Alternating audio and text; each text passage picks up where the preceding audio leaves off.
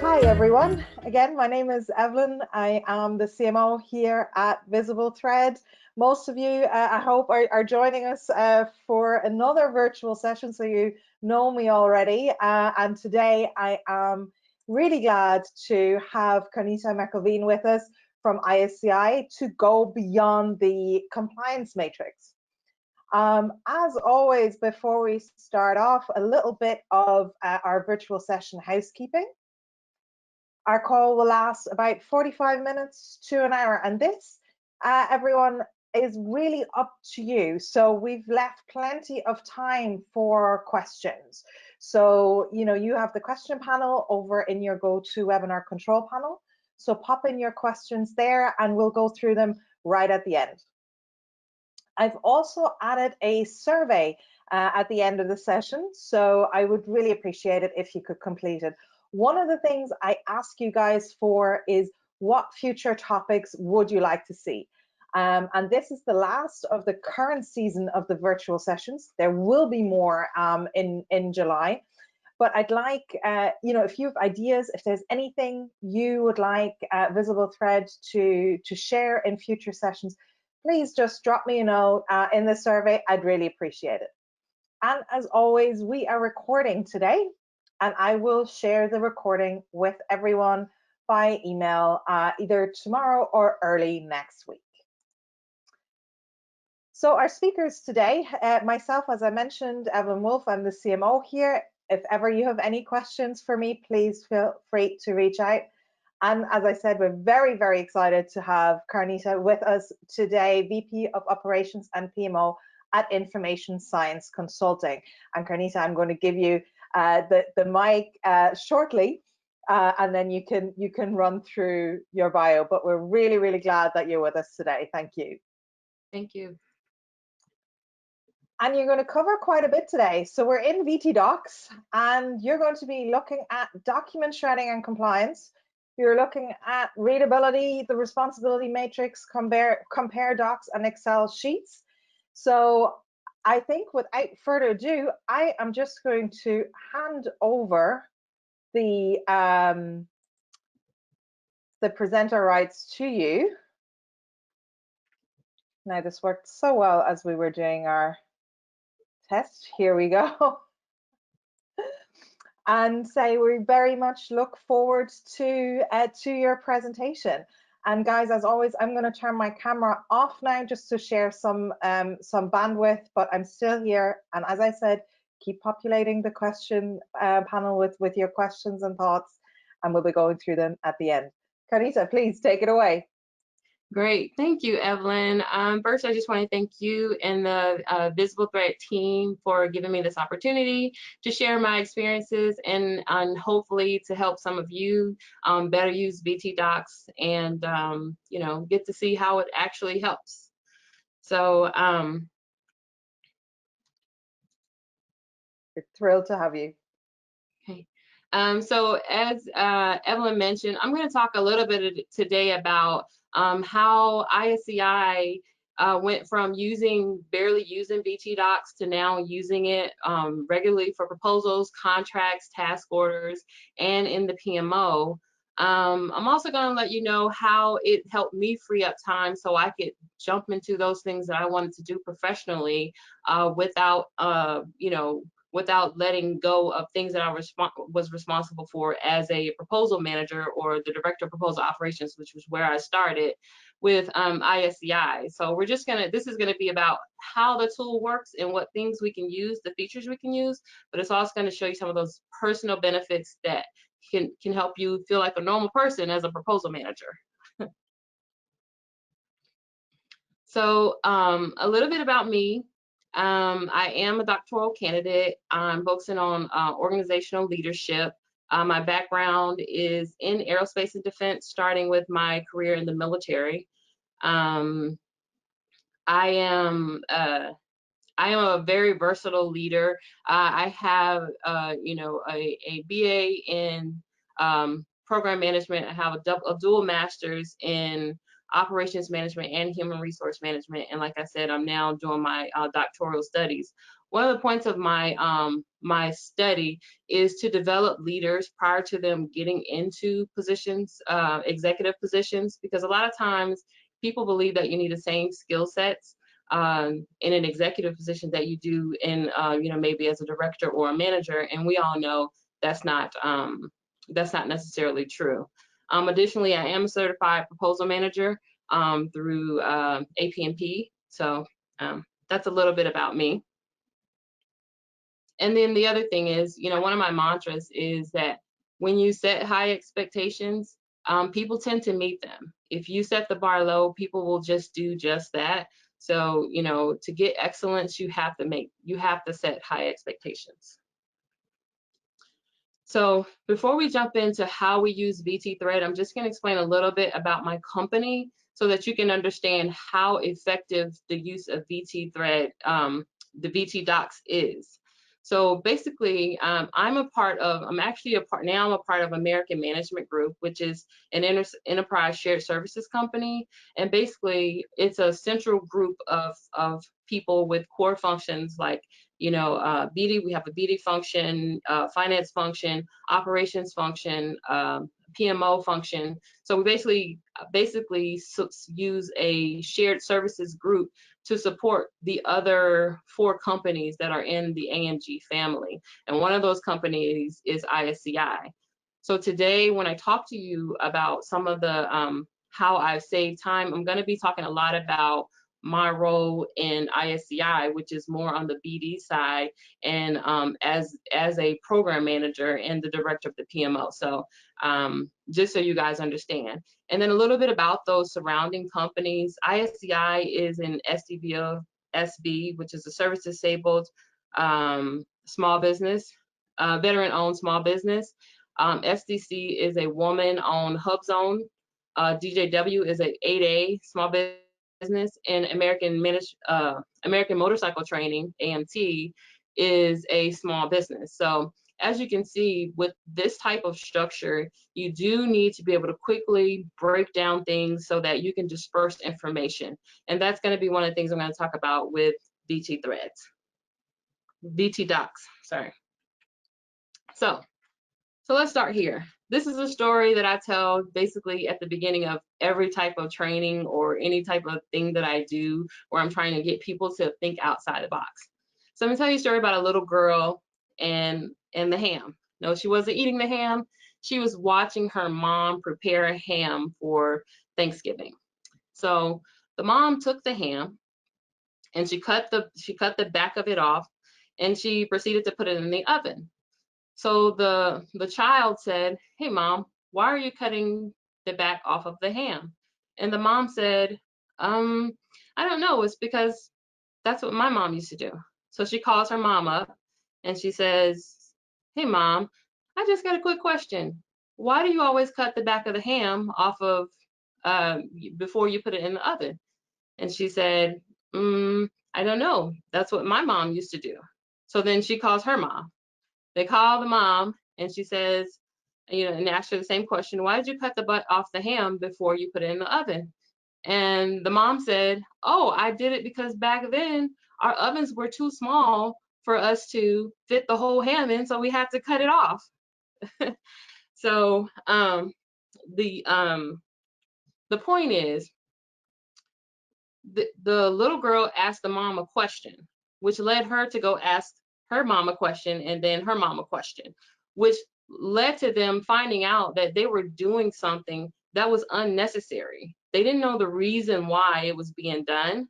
They didn't know why. I mean, because in my mind, you're wasting part of the ham, which is pretty expensive, because you think that's how it should be done. The other thing is, now, since the mom is getting this information, she's sharing it with the child, right? And that's what we want to do. So when we're talking about using a new tool, which is, well, for us, it's not new, but using a tool, ask questions. Well, why do we use it this way? Because when you do that, you'll probably find that it could be used another way, or somebody is using it that way to suit their needs of their organization.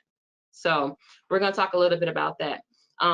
Monitoring utilization. So we talked about how the woman in the story was was essentially wasting a piece of the ham because she thought that's what needed to be done. So it's the same thing when you get your any tool, but specifically VT Docs or using VisibleThread. You want to look at how it's being used. When I first arrived at ISCI, which was about a year and a half ago, the first question I asked was, hey, how are we doing compliance matrices? Do we have any kind of automated tool that we're using? And they go, oh yeah, we have one, but we haven't used it in a year. And I said, oh, well, why haven't we used it? Because the person who was using it, she left, and then no one else picked it up. So now we're actually paying for a tool that's not being used, which turns out to be a pretty good tool to use. Okay. So how do we get started, right? Everybody, and you may know this from Evelyn or previous presentations, start with getting the training. This goes back to asking the questions.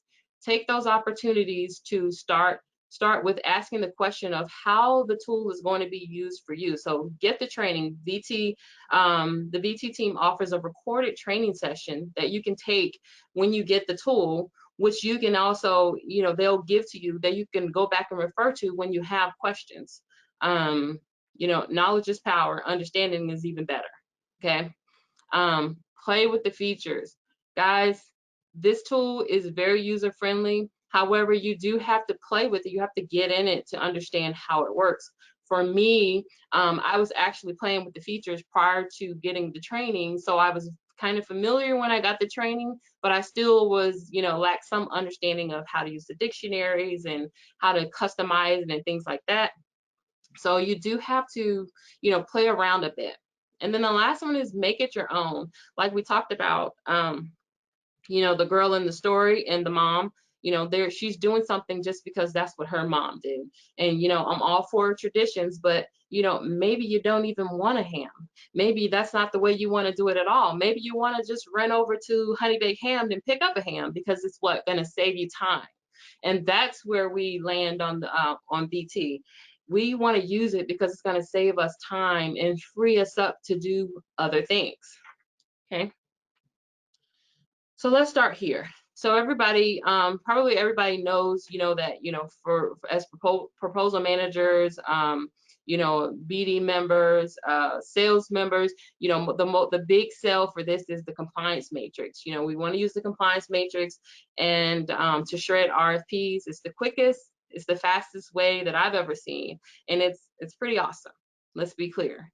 But what happens when you take that same shred and you give it to your contracts team and say, not only have I shredded this document, but I've actually pulled out everything that you're responsible for, or that each person in our organization is responsible for. And this is a little bit of using the dictionaries, like I wrote here. This is a compliance matrix where I use the contract kickoff dictionary, which, as you can see, it shows the category and it pulls out those essential things. You can see behind my bubble, it has some things highlighted. You can change those dictionaries to suit you. When I first got to ISCI, and I was the director of proposal operations when I first came. And basically for me, in order for me to help them write proposals, I wanted to understand what people were doing in the organization. I wanted to know what the current programs were, what were we responsible for, what were the PMs doing. So the fastest way to do that is look at the contract, look at what we did. And what I did was, once I was taught how to use VT Docs, I actually dropped those contracts into the compliance matrix shred, and shredded them using the contract kickoff, and was able to intelligently speak with the management teams about what we were responsible for, so that could be translated into more data that we could use for proposal support. Okay. The other part of it is I wanted to talk to the PMs and say, hey, where's your project plans? What are you, how do we know what, if you go get hit by a bus tomorrow, how do we know where we are? And they go, well, we have some plans. Some people are better at it than others.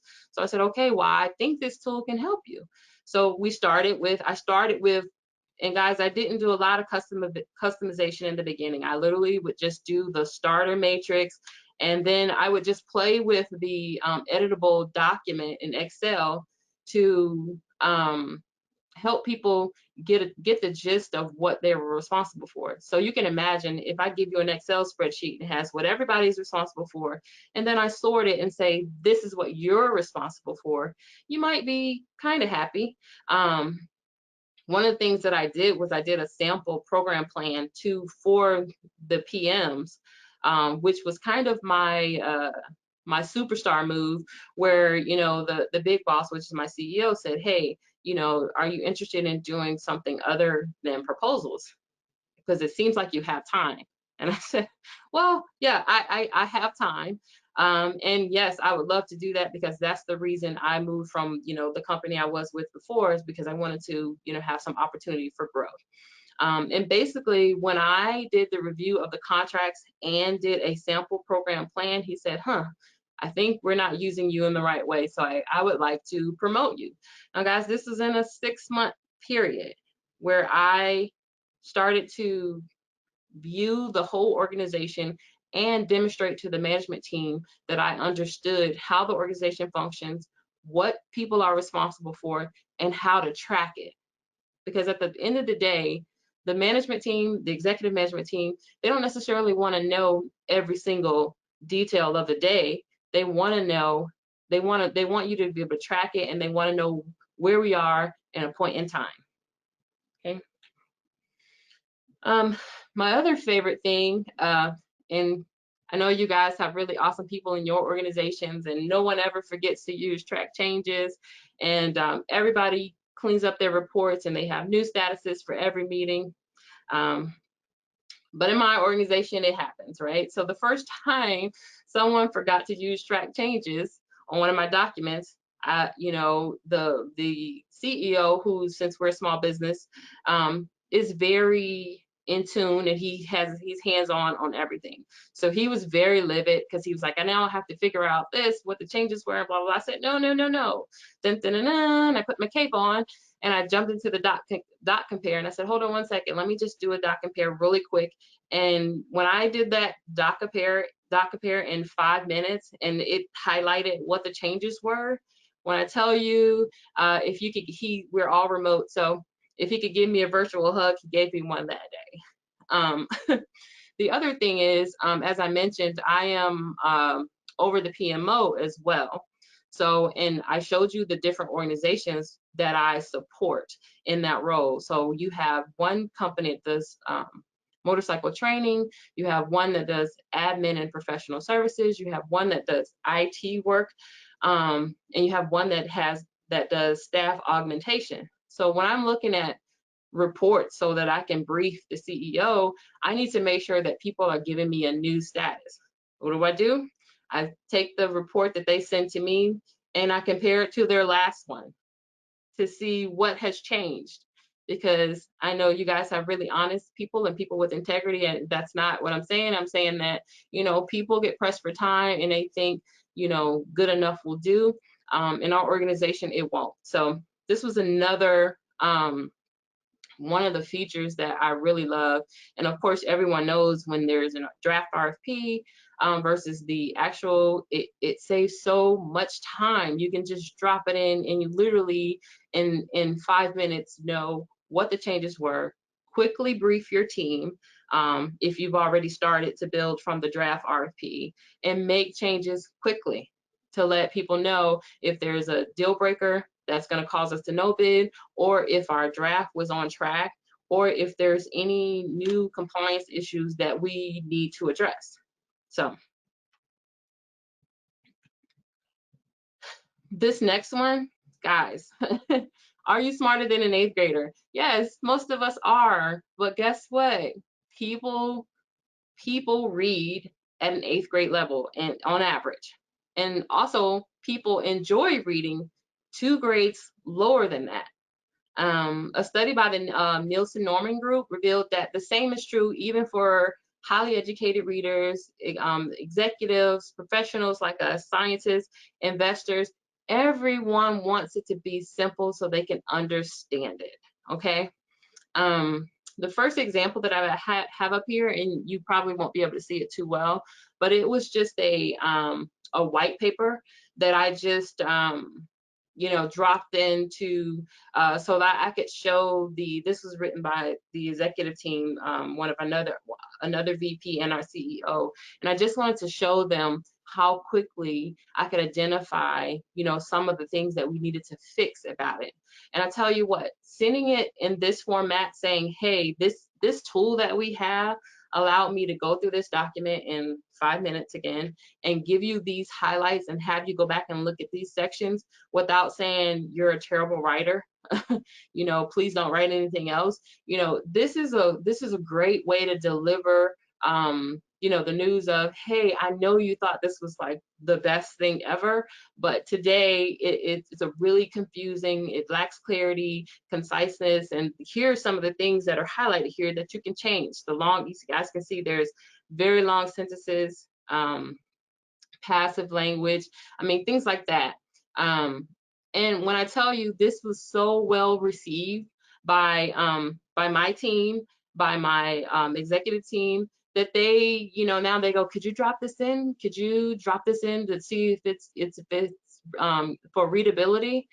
On the same front, I also dropped my original prospectus document for my doctorate in there because I wanted to see where it was my draft document to see where I was.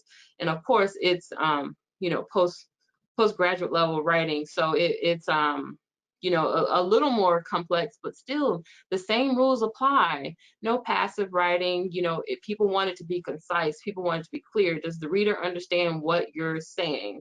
So my point about this is the readability is something that it can have you create a relationship with your team so that they understand that you're not just being nitpicky and trying to have them do version after version of corrections. As a matter of fact, it really gives you about just 2 or 3 rounds of back and forth because they kind of know where the problem areas are.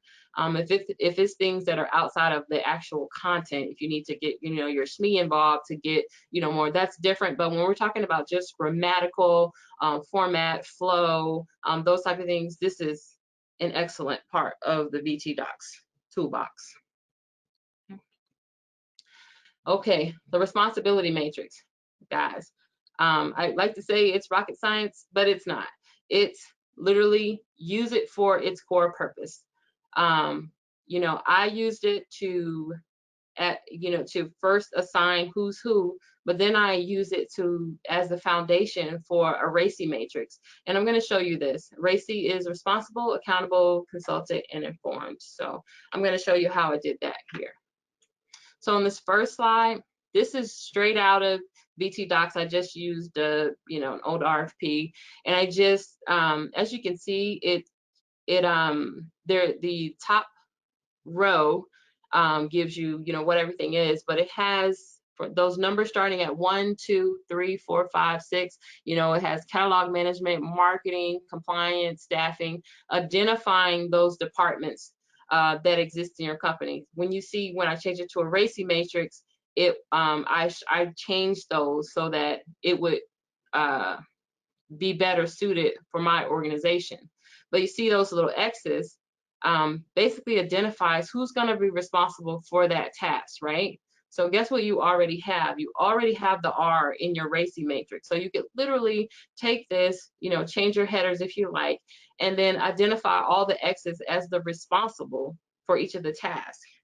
The next step, of course, is you're going to figure out who needs to be informed. A lot of times it's always going to be the executive management, who needs to be consulted and who's accountable. So, and as you can see, I changed some of these executive management. I changed to contracts, program management, invoicing, business development down here instead of sales for my organization.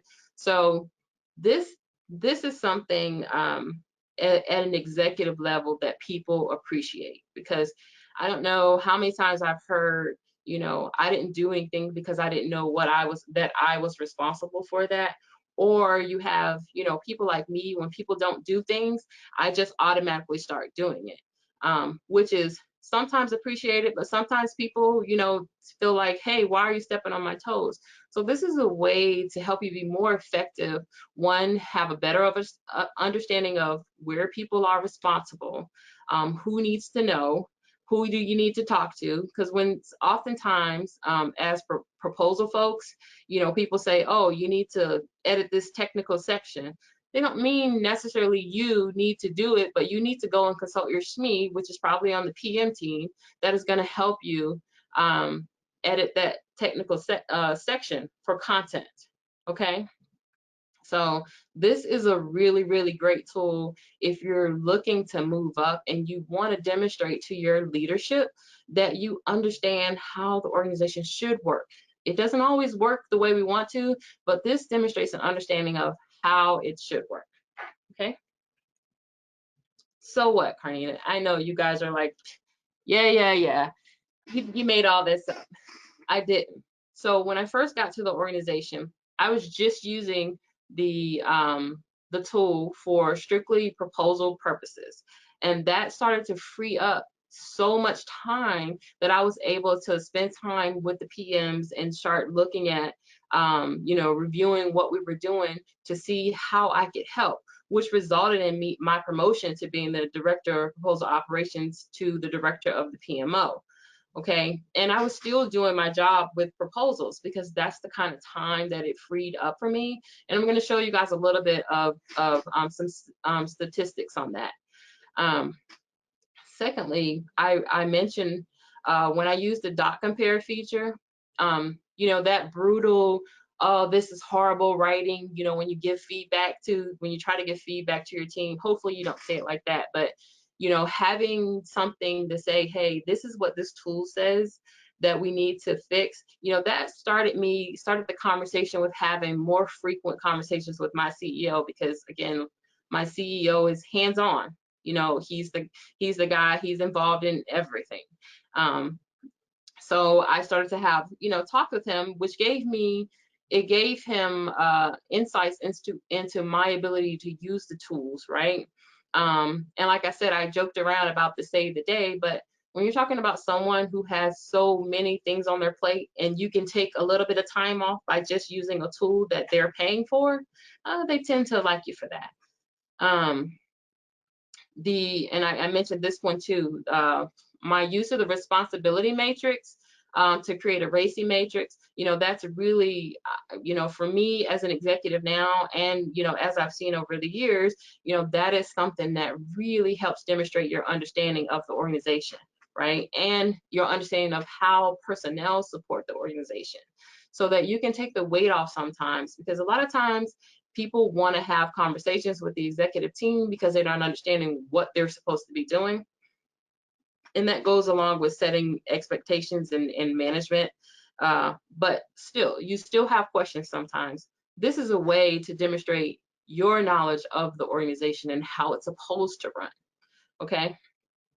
And then finally, using the tool across the organization showed my peers that I was being supportive of them and not trying to, not trying to move them out of their spaces, but to support them in their space, saying, hey, yeah, we use this tool for proposals. However, we can use it when you have to do a contract review. We can use it when mods come in. We have one client who they send a modification, but there's no summary of changes, so we have to figure out what changed. This is, using a dot compare is good for that, or just shredding it just to see if any of the responsibilities change, see where the personnel change. Those type of things can really save you time. Developing a program plan based on a shred of, using the contract kickoff, or if you create a dictionary for the program management team, you could probably better do that. But again, my peers or people above me at the time were very excited about that and happy to see that I could be supportive of their teams, their efforts, so that we could be better together. Okay. Still not convinced? Okay, let's look at some stats. Wait. All right. So, and I don't know if you guys are familiar with this. These analytics I pulled right out of my Outlook, and I only did it for one company, which is ISCI, where my role is mainly BD, versus my operations role for all the company. But it's mainly BD and some of on the PM side. So, quiet days are defined as days without significant activity outside of your working hours. Now, you guys know that your wellness depends on you getting rest. Your ability to be productive in your organization is really contingent upon your wellness outside of work. So for me, in this on my BD side, I went from 10 quiet days a month where people didn't contact me outside of my duty hours to 24. That means that, guys, for 24 days out of the month, and this does include weekends, 24 days out of the month, I was able to, log off at 6 and have time with my family, have time to relieve stress, have time to rejuvenate for the next the next workday or the next set of work hours that I needed to support. Because we also know how proposals go, right? You have to get your head down for an extremely long time to get your proposal done, which means that you have to have time to disconnect and recharge. So for me, going from 10 days to 24 quiet days, even though this is just a snapshot of May, it does fluctuate. Sometimes there's no quiet days, which is okay, but this is what it can do when everything's working right. Okay. Focus time. So focus time is the time that you have available to focus outside of collaborations, including meetings, emails read, and emails sent. This is a really great improvement, guys, because here's the thing. We in the proposal arena, we typically have to engage almost every department in the organization to do a proposal. So when you have time to focus to actually do the work, it makes you more productive. So you need to be looking to see how much uninterrupted time you get to do your work, right? So using VT Docs, when you free up that 4 hours that you didn't spend trying to put a compliance matrix together, use those 4 hours for that time that you can use for that you are uninterrupted, right? We spend a lot of times reading emails, sending emails, meetings. Meetings are gonna kill us all at one point, but you need to have that time to get your work done. So for me, I used to have 50% of time because literally I have many tools that I use to keep myself on track, and I do believe in performing like an athlete, right? If you perform if you perform high for short periods of time and then take short breaks to rejuvenate, it makes you more productive. So that's kind of what it does. When I use VT Docs, I take that time, I focus, I get whatever I need, I edit, customize it, or do whatever I need to do, and then I use that other time to go do other tasks. Okay. The network. Okay, so the network is just they created the space to grow my network. So again, this is just a snapshot for one of the companies that I work for. So as you see, it has 172 people who I've chatted or met with in the past 12 months, which is not a lot for this one activity. And then it shows me that I'm active with only 46 of those people, right? So I can use this to look at how I am interacting with people in my organization. It even tells me how much time I'm spending with people inside of my organization, outside of my organization, and then new people. And the reason I brought this up is because, again, when you can take a meeting and chop it down to just 30 minutes, because you're already coming to the meeting with your documents shredded, You already know the highlight of changes because you've used the dot compare. You already know who's responsible because you have a responsibility matrix. You have now created space for you to go have a, face-to-face meeting, sometime in the future here. For you to, have a call with your team. One of the things that I've always done is I schedule a one-on-one with my manager, whoever it is on whatever level, to make sure, for one time a week, to make sure that that we're all caught up. So again, a tool that gives me time, it gives me room to grow. Okay. And then finally, collaboration. Collaboration is the percentage of time during work hours that you have time in meetings, engagement. This only tracks for this one.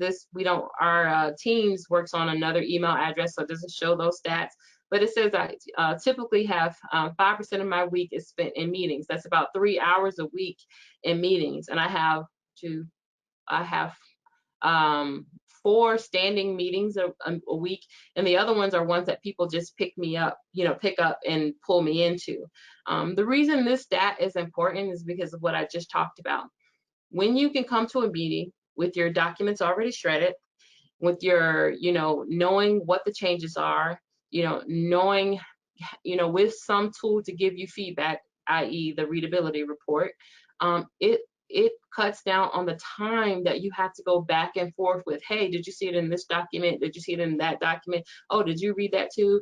Or if you come and you do have questions, you need understanding, you can go to your matrix, you can go to your doc compare and say, hey, on this page, section blah, blah, blah, paragraph blah, this is what I need you guys to verify my understanding is correct. Okay, so that collaboration piece, that increase of time to be able to prepare to collaborate gives you less time to have to do it, right? So I'm not, and don't get me, I'm not a team of one. I'm a team of many, and but it helps. VT Docs has helped me to be prepared so that my time doesn't get wasted and other people's time doesn't get wasted. Okay. Finally, what's the result, guys? So professional growth, saving time with VT gave me the time and space to grow. After receiving my first promotion within 6 months of joining the team and demonstrating proficiency as a director, I was promoted to the vice president of operations and of the PMO for our shared services organization, only after 1 year of being in the organization. And I know you guys are saying, well, everybody's not you, but everybody can't be. I'm an ordinary person doing extraordinary things, because I use every minute that's given back to me, especially by the tool like this, to do something else. From a business growth standpoint, when I first came on board in that 6 months, we won every proposal that I supported in that first six months using VT. Not to say that VT is the reason we won, but it certainly made it easier to check compliance, to make sure that everybody had a tool to check compliance with. There's nothing like reviewing a proposal with people who haven't read the documents. But I know you guys have organizations where everybody reads everything and everybody's always prepared. But this is a way to kind of give them a break and say, hey, it's already broken down for you. I just need you to check the box. Okay. And then operational growth, as the head of operations for AMG, I set the standards for all the companies that we will support, whether they're in our AMG family or outside of our AMG family. And currently I'm building an AMG university wherein I hope to integrate training with VisibleThread. So once we start expanding and giving additional people licenses, or if we use the same license and people are using it, that everyone is trained properly, everybody knows what it can do. Finally, leadership is not about being the best. Leadership is about making everyone else better. And that's what VT Docs does. And that's it for me, folks. You can connect with me at my Team ISCI email. You can connect with me on LinkedIn. So, Evelyn, I'll turn it back over to you. Absolutely. That was fantastic, Karnita. Thank you so much. Let me just actually take presenter rights back, and I'm going to share my screen here. And guys, as I said, for your questions, pop them please into the question panel, and we're going to take some time to go through those now. At the very beginning of your presentation, Karnita, you mentioned the contract kickoff. Is that a dictionary that you've created, or is that something that actually came within VT? That was something that came within VT, but I did customize it a little bit. Okay, great. And I think for anyone, just to add, we do have a session on dictionaries as well. So if you want to check that out, that's there. The next question here, are you the only one using the tool, or do you have access, or do others have access to use it as well? So I think I mentioned I am the only one that uses the tool. I hope to change that because people say I have the most knowledge of it. So literally I do it so quickly. They go, "Can you just drop this in and give it to me?" The other thing is, the other thing I do like about it is that if you are the only person using it, you can control access, which us in the proposal world, that's kind of important because you don't want everyone jumping in and creating documents, because then you lose document control. So I think that's an important part of it, the way it's licensed. Yeah. Great. Okay, here's one. Oh, this is a common one, and I actually get this a lot. So I'd love to hear your take on it, and you alluded a little bit to it as well. And that is, what grade level do you aim for in your proposals? We can't go to 8th grade. I'm sorry, say it again, Evelyn. So that's around readability.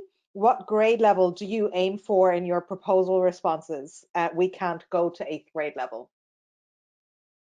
That we can't go to 8th grade level? Yes, I think what the person asking here is kind of saying they're finding it very difficult to get their proposals down to an 8th grade level. Do you Oh, yes, actually, yes. yeah, Oh, do you okay. get there? Oh yeah, so we it's hard it's hard work, right? We literally have 2 or 3 rounds when we get it to that point where we're just trying to get the readability score down. We have one person in our organization. She's really superb. She's an English major, and she transforms those words to make it very simple and very layman. That's usually, I mean, it's really nicknoid and really nitpicky, but I mean, typically we only get, we on an average, we're probably around 10th grade. It's really hard to stay around the 8th grade for our IT side. For the motorcycle training, you would think that it would be more simple, but it takes, because of all of the unknown terms and things like that, it is really a challenge. But for like the admin professional services, we do get there. We get there a lot. But since the majority is focused on the IT side, we're probably around the 10th grade level. Okay, great. The next one here is probably one more for me, is where do I find training? Guys, on the website in the resources section, you'll find a tab called VT University. If you go in there, there's plenty of videos. There's the online course that Karnita mentioned, and lots of resources and blog posts as well. Okay, and the next one here, how much did you customize the tools after they are created in VT? So I think oh, sorry. sorry, I'm just assuming that this is around the RACI probably in particular. Yeah, so like I said, I did use some of the existing, like the dictionary for the contract kickoff. I used what they had and I just customized it. I mean, but probably 10 to 15%. Most of the stuff that I use, I didn't even touch it. I just dropped it in, and then I used the Excel that it created and manipulated that for whatever I needed. I would sort it down to, so if I was just talking to the PMs, if I needed to just talk to finance, I would just sort it to include all the things that pertain to um, invoicing, and those type of things. Also, I don't know if I mentioned it, but you can put multiple documents into one shred, which is also helpful. So basically, you can create, without customizing anything, you can create one document that has multiple documents incorporated that have been shredded. which is also awesome.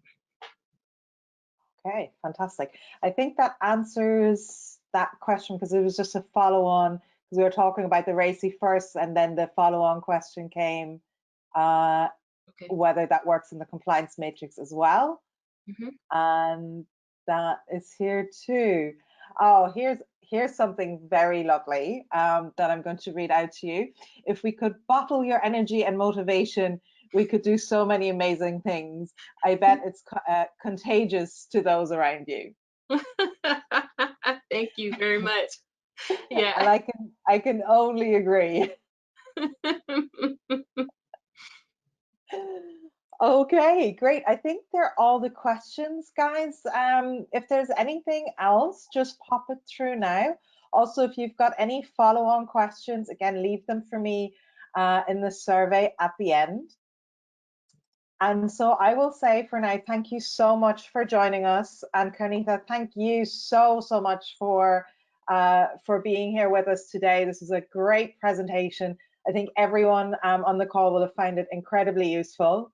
As always, to those listening, if you want to get in touch, please feel free to email me, get in touch with support, or if you're new to VTDocs and you'd like a demo, just email info@visiblethread.com. We're very active over on LinkedIn, so please feel free to follow us there and engage with us there. We share plenty of our own content, but also interesting stuff in the industry that we find, so feel free to join us. And as always, at the end of these calls, wishing you, your families, and everyone around you good health. Please stay safe from all of us at VisibleThread. Karnita, thank you so much again for joining us, and thank you everyone for listening today.